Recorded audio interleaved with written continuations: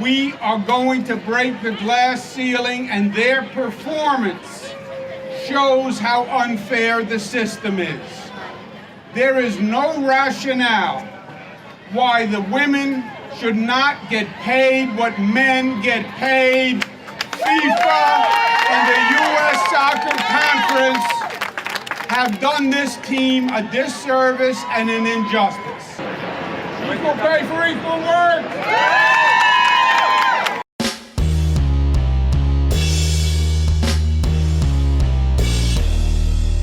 How's everybody doing? My name is Anthony Brian Logan, and today we got to talk about what you just saw, which was New York's Governor Andrew Cuomo signing into law legislation that would guarantee, quote unquote, equal pay for equal work.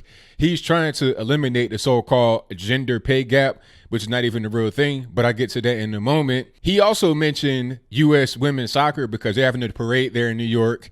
He was talking about how the U.S. Soccer League and FIFA, they're not doing the right thing by the women's team because the men get paid much more.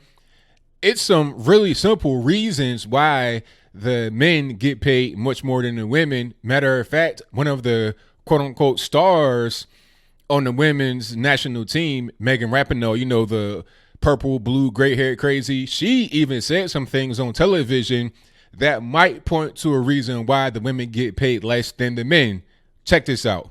In the moments immediately following the final whistle, you get that USA, USA chant, but equal pay along that same cadence. Yeah. I think fans want to know what they can do to support that fight.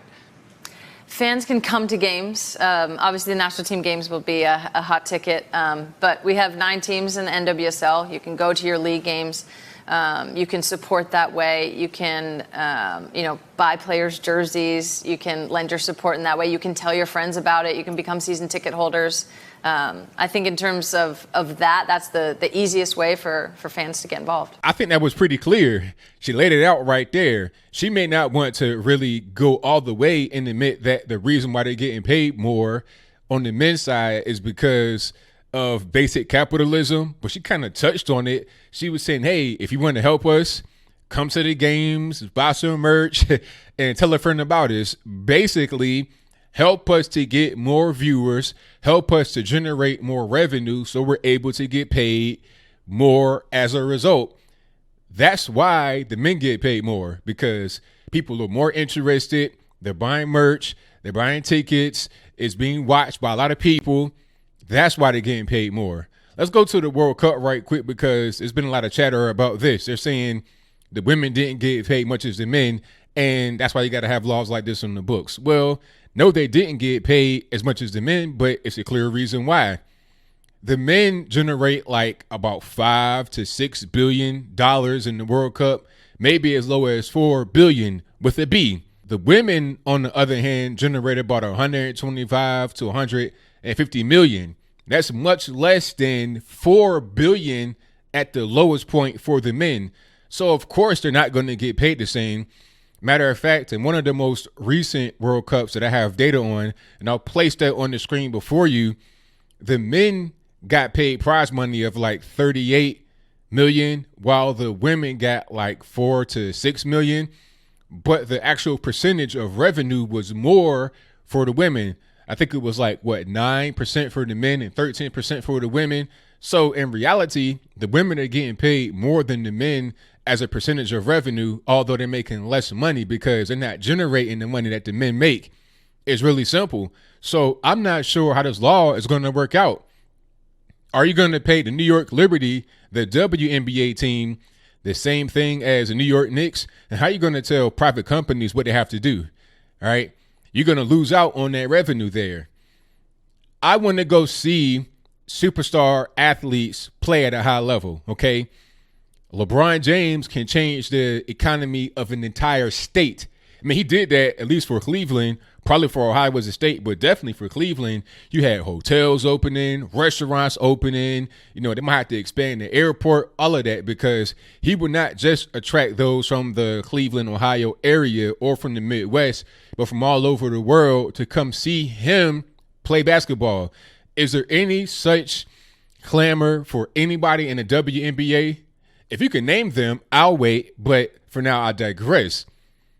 men's sports generate more revenue. Okay. Nobody really wants to watch women play basketball or soccer or anything like that.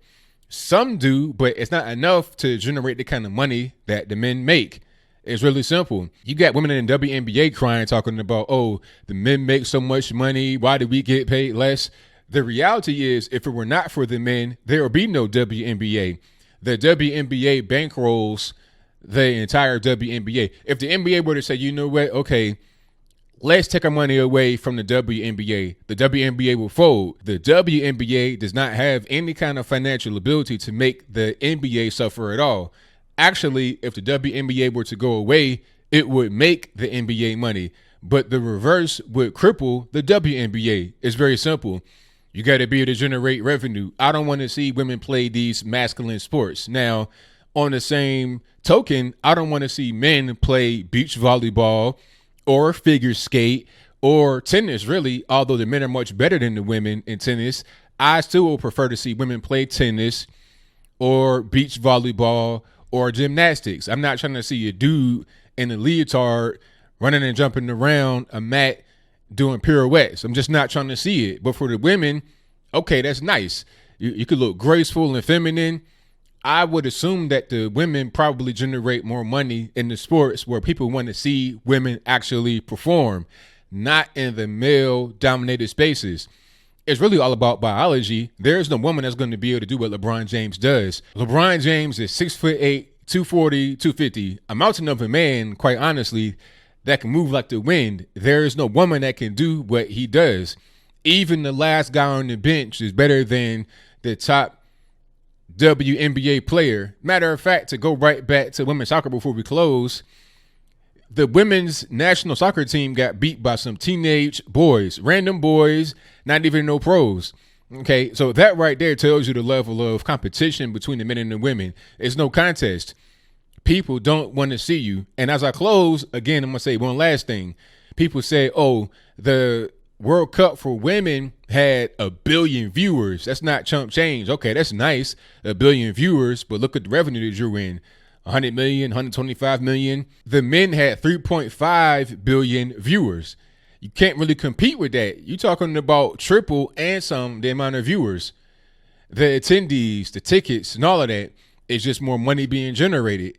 It's so simple, but it's so hard. I think that this law in New York put on the books by Andrew Cuomo is going to have the effect of everybody getting paid less, so everybody gets paid the same.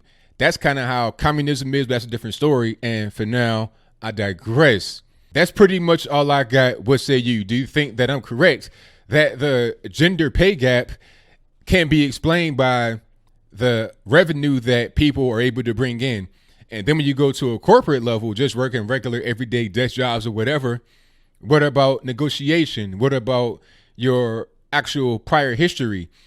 How much do you work? How many hours do you work? Do you do any kind of overtime? Are you going to stay later? Are you going to be dedicated to your job? The same as a man if you're a woman. Studies show that's not the case. Studies show that men generally work more hours than women, even though in the same exact job. They have more experience. They're better. That's why they make more money. And sometimes women make more. Why? Because of those same reasons I mentioned. If you're able to become a man, and not just, what you identify as, quote unquote, but for real, seriously, a man, if you could just transform magically with some Dragon Balls into a whole man, then you probably make the same as a man. Or if your skill and your ability superseded that of a man, you'd make more. That's how things generally work. And also, are you able to negotiate? Are you a timid person? How do you really go about getting your monies? Now, could it be discrimination? Of course there could be, but that's not exclusive from men to women. It could be the other way around. It could be from a woman to a man in the workplace. That's not an excuse. In my humble opinion, it's all about what you're able to bring to the table. What's your skill level like? What's your experience level like? How are you able to negotiate your pay? That should be the main thing, not having these decrees from these knights and rulers to say, okay, company X, you got to pay employee Y the same as company Z. That's not how that's supposed to go. But whatever your comments are, please let me know in the comments below. And that's all I got to say for this video. If you like what you heard, please comment, rate, share, and subscribe. Peace.